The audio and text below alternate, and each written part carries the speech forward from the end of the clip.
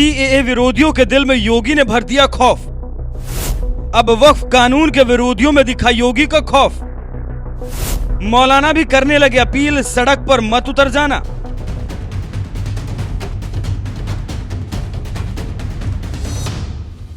मोदी सरकार साल 2020 में जब नागरिक संशोधन कानून लेकर आई थी तो सड़कों पर उतरकर मुसलमानों ने पूरे देश में इसका जबरदस्त विरोध किया था। यह विरोध प्रदर्शन भी इस कदर था कि सरेआम सड़कों पर हिंसा का तांडव किया गया, सरकारी बसें फूंक दी गई, थाने जला दिए गए। देश का कोई भी ऐसा राज्य नहीं था जो नागरिक संशोधन कानून के विरोध में प्रदर्शन की आग में न झुलसा हो। यहाँ तक कि उत्तर प्रदेश में भी नागरिक संशोधन कानून के विरोध के नाम पर खूब हिंसा की गई थी। लेकिन जल्द ही यह अराजकता उन्हें भारी पड़ गई जब योगी सरकार ने चौक चौराहों पर दंगाइयों के पोस्टर लगवा दिए थे और जिसने भी सरकारी संपत्ति को नुकसान पहुंचाया था, भरपाई भी उन्हीं से करवाई गई थी। इस हिंसा में लिप्त प्रत्येक तत्व की प्रॉपर्टी को जब्त करेंगे और उस जब्त से सार्वजनिक संपत्ति को हुए नुकसान या कहीं पर पब्लिक प्रॉपर्टी को जो डैमेज किया गया है, इसकी भरपाई भी हम उन सभी उपद्रवियों से करेंगे, क्योंकि वे सब चिन्हित चेहरे हैं, वे सब वीडियोग्राफी में आ चुके हैं, सीसीटीवी की फुटेज में आ चुके हैं। इन सब की प्रॉपर्टी को जब्त करके इनसे हम इसका बदला लेंगे और सख्ती से निपटने के लिए इसके बारे में मैंने कहा है। ये आगजनी करके, तोड़फोड़ करके, निर्दोष लोगों को निशाना बना करके आखिर ये सब चीजें आप पाना क्या, इसके माध्यम से साबित क्या करना चाहते हैं? देखिए, एक बात को नोट कर लें और मैं इस चीज को, किसी गलतफहमी के शिकार होंगे, एक कयामत का दिन कभी नहीं आने वाला है, कभी नहीं आने वाला है। अगर गलतफहमी के शिकार हो गए होंगे कि कानून को बंधक बना करके आप लोग अपने अनुसार चलाएंगे, ये नहीं हो पाएगा, कभी नहीं हो पाएगा। हम सुरक्षा सबको देंगे, लेकिन अगर कोई गलतफहमी का शिकार है कि तोड़ फोड़ करके, आगजनी करके, व्यापारिक प्रतिष्ठानों में लूटपाट करके वह किसी गलतफहमी का शिकार हो चुका हो, तो उस गलतफहमी को हम बहुत अच्छे ढंग से समाधान भी कर सकते हैं। सीएए के विरोध के नाम पर सड़क पर उतरकर हिंसा को अंजाम देने वाले दंगाइयों की योगी सरकार ने ऐसी कमर तोड़ी थी कि इसका खौफ लगता है आज भी बरकरार है। इसीलिए कम से कम योगी के यूपी में लगता है मुसलमान सीएए के विरोधी प्रदर्शन की तरह सड़कों पर उतरकर वक्फ संशोधन कानून का विरोध करने की हिम्मत नहीं जुटा पा रहे हैं। यहाँ तक कि खुद जमीयत उलमाए हिंद के अध्यक्ष मौलाना अरशद मदनी मुसलमानों से अपील कर रहे हैं कि हमें वक्फ कानून के खिलाफ सड़क पर नहीं उतरना चाहिए। हमारी लड़ाई सरकार से है और हम इस कानून के खिलाफ कोर्ट जाएंगे। अपनी इस बात को आवाम तक पहुंचाना चाहता हूं कि हम किसी भी मसले के अंदर सड़कों के ऊपर नहीं आते और हम ये समझ रहे हैं कि सड़कों के ऊपर आना मुसलमान के लिए मुफीद भी नहीं है। हमारी लड़ाई गवर्नमेंट से है, हम कोर्ट में जाते रहे हैं, आसाम के मसले के अंदर कोर्ट में गए हैं, खुद जो मुल्की मसाइल हैं इनके अंदर गए हैं और हमें अल्लाह के फजल व करम से सुप्रीम कोर्ट से पूरे हुकूक मिले हैं। हम इस अपने नजरिए के साथ आ रहे हैं और सुप्रीम कोर्ट में गए हैं कि अल्लाह अगर चाहेगा तो इंशाअल्लाह हम यहाँ जीतेंगे, इसलिए कि दस्तूर के अल्फाज बिल्कुल खुले हुए हैं।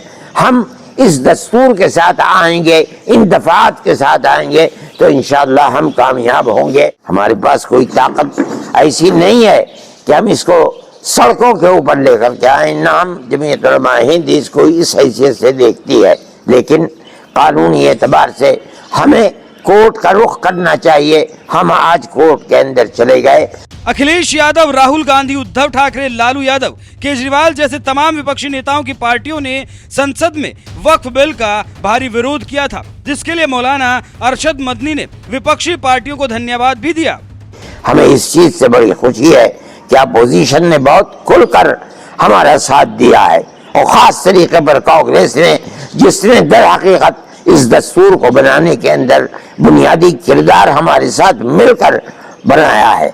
इसलिए हम खुश हैं और हम ये समझते हैं कि आज नहीं तो कल और कल नहीं तो परसों, आज जो पार्टियां इस बिल के खिलाफ हैं, कल को अगर इख्तिदार के अंदर वो पार्टियां आएंगी तो आज जो सूरत हाल उन्होंने पार्लियामेंट के अंदर की है उसके मुताबिक पार्लियामेंट के अंदर वो आएंगे और हमें हमारा हक देंगे।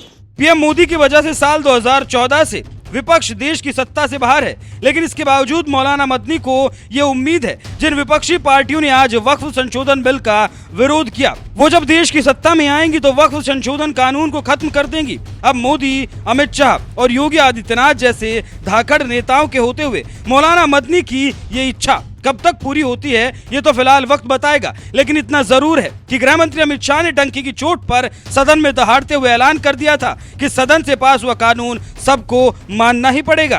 कोई भी फैसला मान्यवर कायदे की कोर्ट से बाहर कैसे हो सकता है? कोई भी फैसला हो, ये देश की अदालत वो फैसले तक रुचि नहीं रखेगी। नागरिक ग्रीवेंसेस लेकर कहां जाएंगे? जिसकी भूमि हड़प कर ली गई वो कहां जाएगा? ऐसा नहीं चलेगा। आपकी वोट बैंक के लिए आपने किया था, हम खारिज कर रहे हैं, हम खारिज कर रहे हैं। ऐसा नहीं चलेगा। अदालत में जाइए, जिसको ग्रीवेंसेस है इधर और साइड से, और अदालत न्याय करेगी। न्याय के लिए तो अदालतें बनी है। और मान्यवर, यहां एक सदस्य ने तो कह दिया, एक सदस्य ने कह दिया माइनॉरिटी इस कानून को स्वीकार नहीं करेगी। क्या धमकाना चाहते हो भाई? संसद का कानून है, सबको स्वीकार करना पड़ेगा। स्वीकार नहीं करेंगे मतलब क्या है? कैसे बोल सकते हैं कोई हम कानून को स्वीकार नहीं करेंगे? ये कानून भारत सरकार का है, हर एक पर बंधन करता होगा और इसको स्वीकार करना पड़ेगा। एक तरफ गृह मंत्री अमित शाह ने ऐलान कर दिया कि संसद से कानून पास हुआ तो इसे देश के हर नागरिक को मानना ही पड़ेगा, तो वहीं दूसरी तरफ योगी के यूपी में मुसलमान वक्फ संशोधन कानून का विरोध करने की हिम्मत भी नहीं जुटा पा रहे हैं, क्योंकि ये बात तो वो भी जानते हैं अगर सड़कों पर उतरकर विरोध प्रदर्शन किया और विरोध प्रदर्शन के नाम पर हिंसा अराजकता को अंजाम दिया तो सत्ता में योगी सरकार बैठी है जो दंगाइयों के पोस्टर लगवाकर नुकसान की भरपाई करवाना भी अच्छी तरह से जानती है। शायद यही वजह है कि खुद अरशद मदनी जैसे बड़े मौलाना मुसलमानों से अपील कर रहे हैं कि वक्फ संशोधन कानून के खिलाफ सड़कों पर नहीं उतरना चाहिए, कानूनी लड़ाई लड़नी चाहिए। सीएए विरोधी हिंसा के बाद यूपी में आए इस बदलाव पर आपका क्या कहना है? अपनी राय हमें कमेंट कर जरूर बताएं। साथ ही अमित शाह ने वक्फ बिल पर बहस के दौरान क्या कुछ कहा था, आइए आपको सुनाते हैं। अब ध्यान से सुनिएगा मान्यवर, वक्फ परिषद और वक्फ बोर्ड ये 1995 से आए। ये पूरा झगड़ा जो चल रहा है, आपने नॉन हिंदू को रख दिया और नॉन मुस्लिम को रख दिया, गैर मुस्लिम को रखा। वो झगड़ा वक्फ में दखल करने का है। पहले तो वक्फ में कोई गैर इस्लामिक सदस्य आएगा ही नहीं, ये स्पष्टता समझ लीजिए। ना मुतवल्ली गैर इस्लामिक होगा, ना वाकिफ गैर इस्लामिक होगा। मान्यवर, वहां कोई प्रोविजन नहीं है। जो धार्मिक संस्थाओं का संचालन करते हैं उसमें कोई गैर मुस्लिम व्यक्ति रखने का प्रावधान किया भी नहीं है, हम करना भी नहीं चाहते हैं मान्यवर। इसलिए जो बड़े बड़े भाषण करते हैं कि समानता का अधिकार चला गया, दो धर्मों के बीच में समानता नहीं रही, मुसलमानों के धार्मिक अधिकारों के बीच में दखल खड़ी हो जाएगी, कुछ नहीं होने वाला मान्यवर। इस दृष्टि से देखें तो 1995 तक वक्फ की काउंसिल और वक्फ बोर्ड था ही नहीं, वो तो 95 से आया। और मान्यवर, ये जो भ्रम खड़ा किया जाता है कि ये एक मुस्लिम भाइयों के धार्मिक क्रियाकलापों के अंदर, उनके दान की हुई संपत्ति के अंदर दखल करने का है, ये बहुत बड़ी भ्रांति फैलाकर माइनॉरिटी को डराकर अपनी वोट बैंक खड़ी करने के लिए किया जा रहा है मान्यवर। कहां पर गैर मुस्लिम सदस्य रखे जाएंगे? परिषद में और वक्फ बोर्ड में। उसका काम क्या है? उनका काम धार्मिक क्रियाकलापों को कुछ चलाने का नहीं है।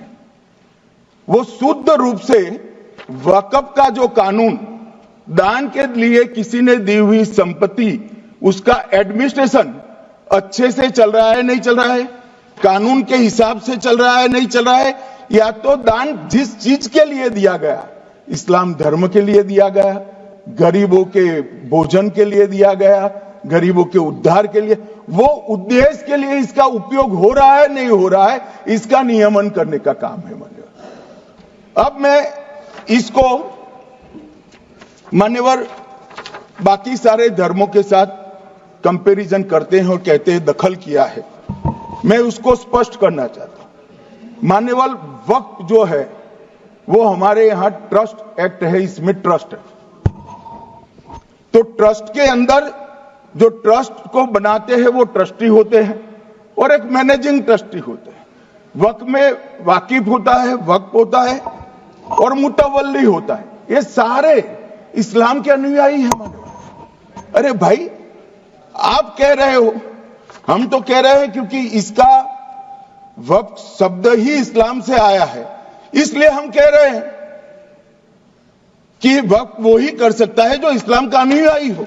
अब आप उसका विरोध कर रहे हो, तो आप तो वक्फ में भी नॉन इस्लामिक आदमी चाहते हो। मान्यवर क्या कह रहे हैं?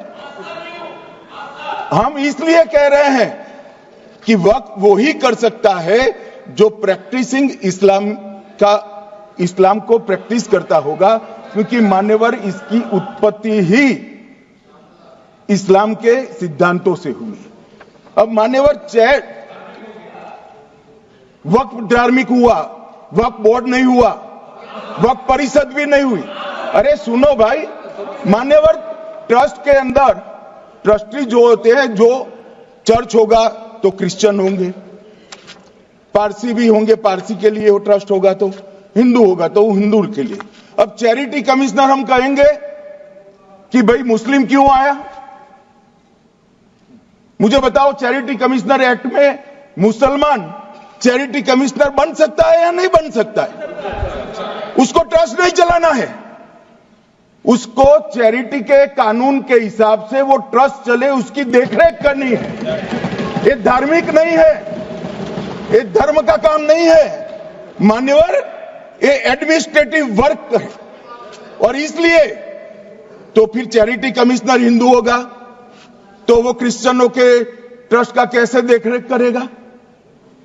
चैरिटी कमिश्नर क्रिश्चियन होगा तो जैनियों के और हिंदुओं के ट्रस्ट का कैसे देखरेख करेगा? अब बताओ कि सारे ट्रस्ट के चैरिटी कमिश्नर अलग अलग बन, देश तोड़ दोगे आप लोग, तोड़ दोगे। हमने साहब, मैं अभी भी आपके माध्यम से, इस सदन के माध्यम से देश भर के मुसलमान भाइयों बहनों को कहना चाहता हूं, आपके वक्फ में एक भी नॉन मुस्लिम नहीं आएगा, ये एक्ट में ऐसा कोई प्रावधान नहीं। मगर जो वक्फ बोर्ड है और वक्फ परिषद है, उसका काम क्या है? वक्फ की संपत्तियां मान्यवर बेच खाने वाले लोगों को पकड़कर इसके बाहर निकालने का। वक्फ के नाम पर औने पौने दाम में संपत्तियों को 100-100 साल तक किराए पे देने वाले लोगों को पकड़ना है।